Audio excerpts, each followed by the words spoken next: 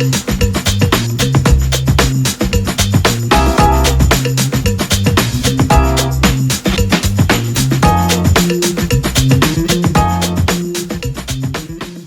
morning warga kerajaan.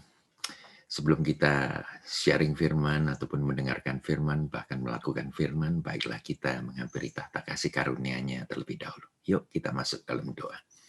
Bapa yang kekasih, di dalam nama Yesus, hari ini Tuhan, kami semua meminta hikmat-Mu turun Tuhan sebagai embun pagi yang membasahi jiwa kami, membuat jiwa kami semakin kuat.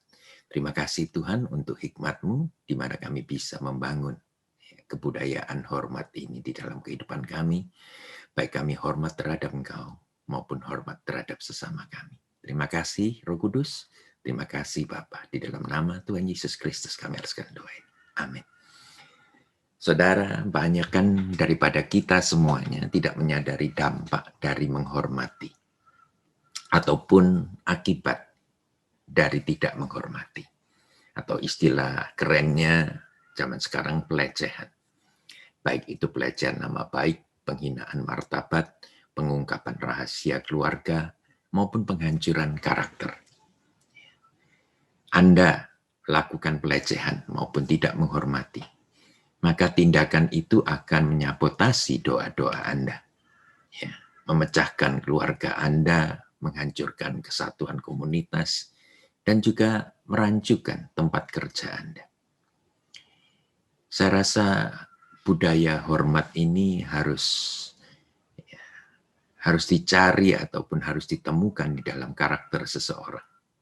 Kalau mau cari, bagi para single di sini yang hendak mencari pasangan hidup, baiklah saudara konsentrasi untuk menemukan karakter ilahi di dalam calon suami ataupun istri Anda.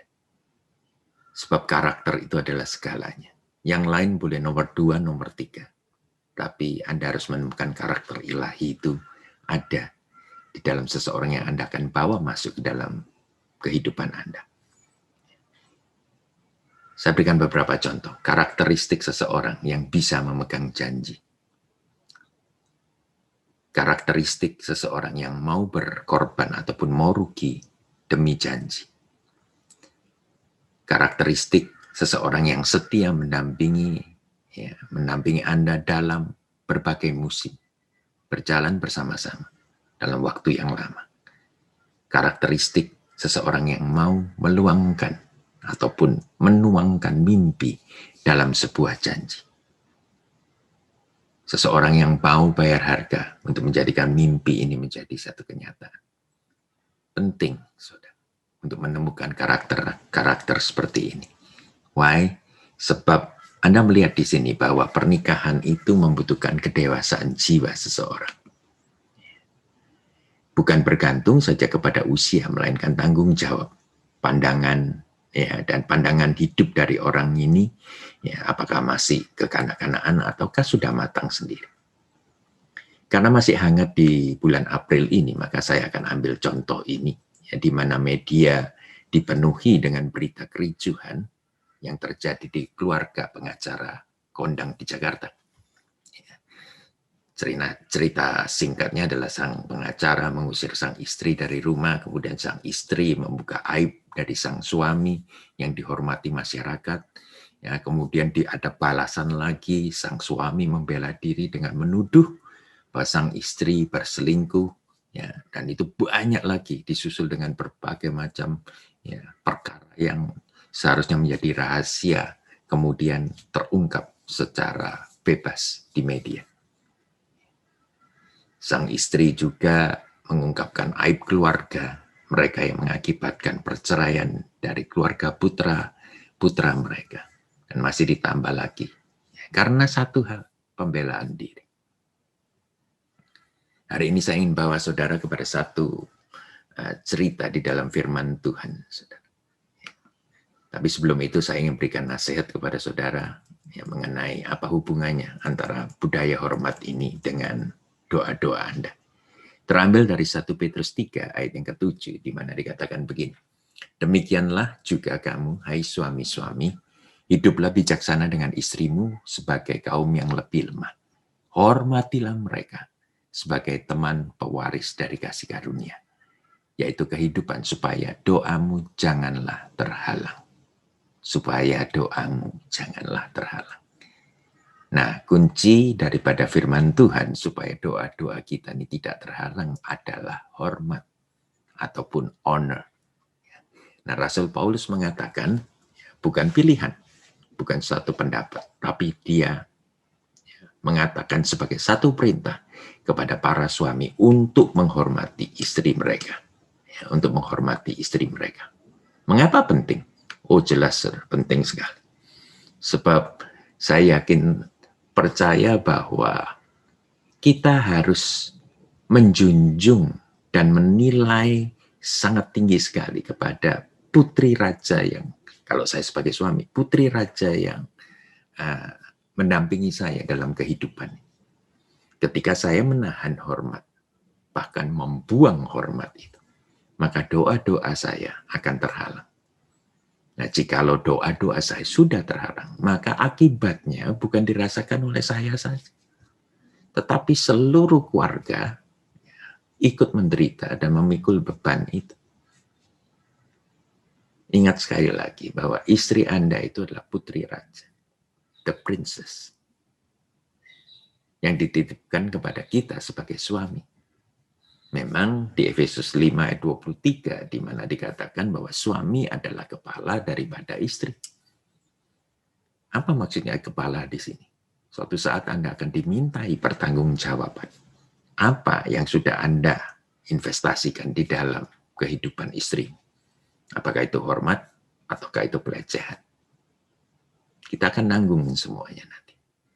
Bahkan sebelum ke surga pun di dunia ini kita sudah menanggungnya. Firman Tuhan katakan doamu terhalang. Nah, kenyataan ini seharusnya membuat setiap suami yang harus takut akan Tuhan. Ya, setiap suami takut akan Tuhan dan menghormati istri mereka dengan penghormatan yang tinggi. Efesus 5 ayat 25 sampai 26. Itu menganjurkan kepada kita, memerintahkan kita sebagai suami untuk mengasihi istri kita seperti Kristus mengasihi jemaatnya. Kemudian dikatakan juga kita harus menyerahkan diri kita untuk istri kita, melayani, mau mati untuk mereka. Yang ketiga adalah menyucikan istri mereka dengan memandikan air dan firman Tuhan. Jelas sekali ya, kalau saudara memandikan anak dan lain sebagainya adalah untuk membersihkan. Rasul Paulus mengatakan bahwa kita harus menyucikan istri kita dengan firman Tuhan. Oleh karena itu, saudara sebagai kepala, saudara harus hidup di dalam firman. Dan di dalam Alkitab hari ini saya ingin bagikan kisah yang luar biasa sekali.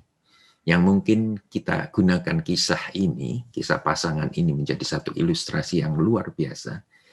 Tetapi ketika kita memberikannya kepada jemaat, kepada orang lain, kita memberikannya tanpa beban apapun dalam hati. Padahal kalau kita teliti, kita masuk dalam kisah mereka. Begitu hebatnya yang dialami oleh sang suami maupun sang istri. Kisah daripada Hosea dan Gomer.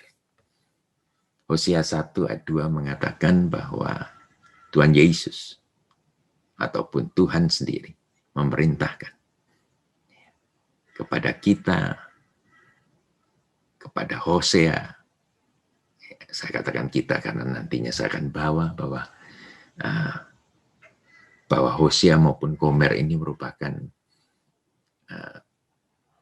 perumpamaan daripada kita dan Tuhan. Baik, Hosea 1 ayat 2, suatu hari Hosea menerima perintah daripada Tuhan, dan perintah ini agak berlainan dengan perintah-perintah sebelumnya. Dia tahu suara Tuhan dan ini suara Tuhan. Dia harus menikahi seorang pelacur. Benar, seorang pelacur. Seorang pelacur yang terhina di masyarakat. Coba bisa bayangkan, seorang nabi dan seorang pelacur membentuk satu rumah tangga. Kitab Hosea ini ditulis oleh Hosea. Hosea tidak mengungkapkan semua perasaannya di dalam tulisannya. Andai kata dia bisa dan dia mampu mengungkapkannya, betapa beratnya ataupun bobotnya kisah itu. Setelah mereka seorang nabi dan seorang pelajar membentuk satu rumah tangga, dan pernikahan ini bukan pernikahan rahasia, merupakan transparasi. Orang-orang sekampung mereka tahu persis. Saya tidak tahu apa yang harus dikatakan oleh Hosea setiap hari. Ketika semua orang bertanya, kenapa kamu menikahi si Gomer ini? Apakah tidak ada perempuan yang lainnya? Kamu sudah jatuh dalam dosa.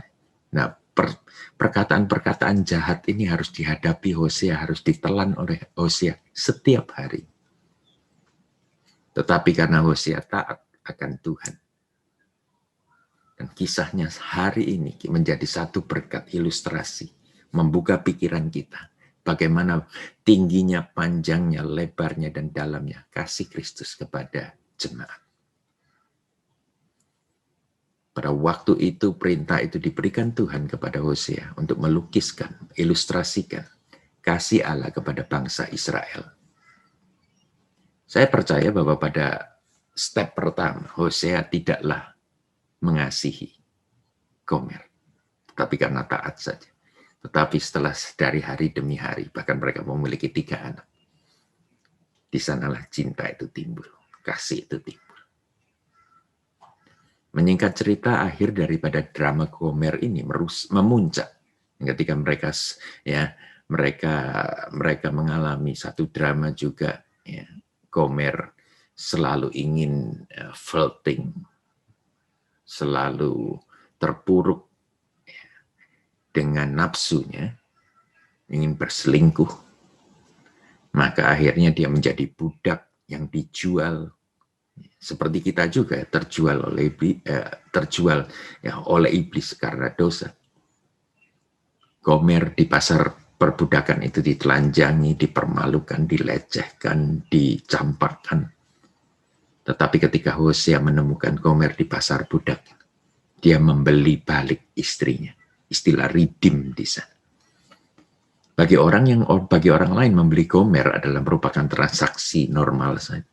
Tetapi bagi Hosea, membeli Gomer yang adalah miliknya, itu merupakan sesuatu yang kita tidak bisa lukiskan dengan kata-kata. Zaman sekarang, istri itu dibuang, banyak wanita lain yang antri. Tetapi Hosea mengorbankan segala yang dia miliki untuk membeli balik daripada kekasihnya. Itu kisah Yesus, membeli balik saudara dan saya dengan kematian. Kristus tetap memberikan hormat dan nilai terhadap orang berdosa, Anda dan saya. Tanpa penghormatan ini, maka kita sudah lama mati terkutuk. Saya mau balik ke 1 Petrus 3 tadi. Doa-doamu akan terhalang oleh karena kelakuanmu yang kurang respek dan tidak hormat kepada istrimu. Ingat sekali lagi, Kristus hormat kepada orang berdosa. Nah, istilah terhalang, doa yang terhalang, dalam bahasa Gerikanya adalah terpotong. Doa-doa kita ini terpotong. Pernahkah Anda mengalami di rumah? Ketika suatu saat Anda sedang asik menggunakan internet saudara, tiba-tiba jalur daripada internet Anda, provider daripada internet Anda, tiba-tiba blank, tiba-tiba cut off, terpotong.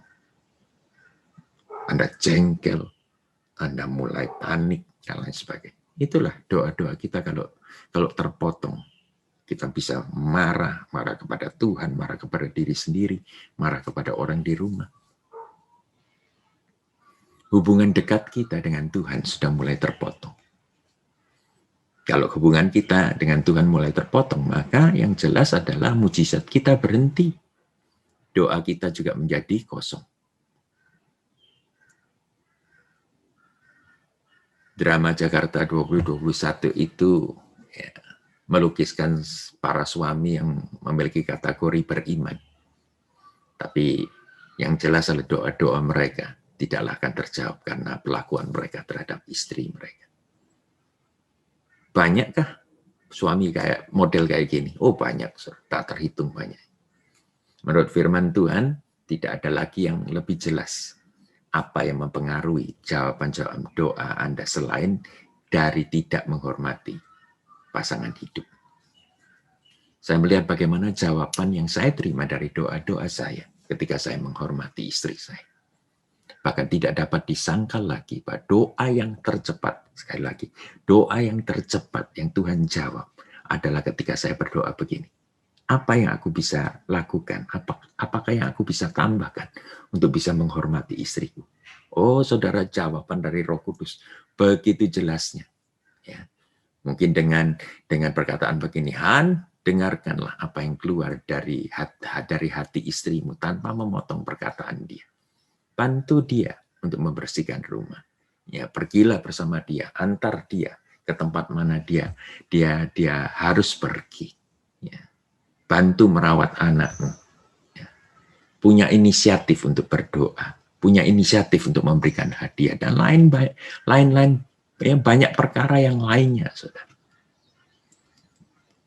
Nah, saya ingin katakan begini, jikalau Anda sudah menikah, cobalah ini.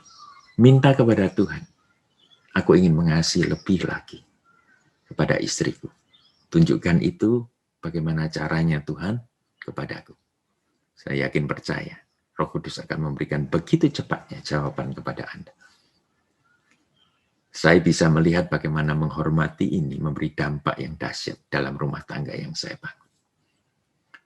Menghormati juga membangun manusia, istri saya dalam perkara ini.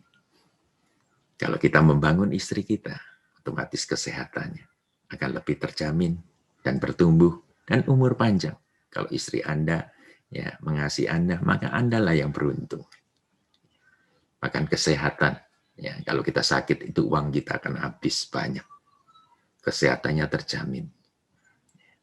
Oleh karena kebiasaan hormat satu dengan yang lainnya di rumah.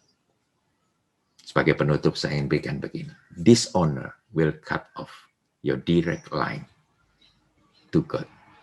But honor will give you direct access to God. Tidak menghormati akan memutuskan hubungan langsung dengan Tuhan, tetapi menghormati memberikan jalur khusus kepada Tuhan masuk dalam hadiratnya. Oleh karena itu, saudaraku yang kasih, kalau Anda sudah menikah dan Anda sebagai suami maupun Anda sebagai istri, biarlah kita saling menghormati. Dengan saling menghormati, kita mempraktekkan bahwa kita juga menghormati siapa yang mempersatukan kita. Apa yang dipersatukan oleh manusia, janganlah. Ya, apa yang dipersatukan oleh Tuhan, janganlah manusia memisahkannya. Biarlah renungan pada pagi hari ini benar-benar memberkati Anda. Tuhan memberkati. God bless you.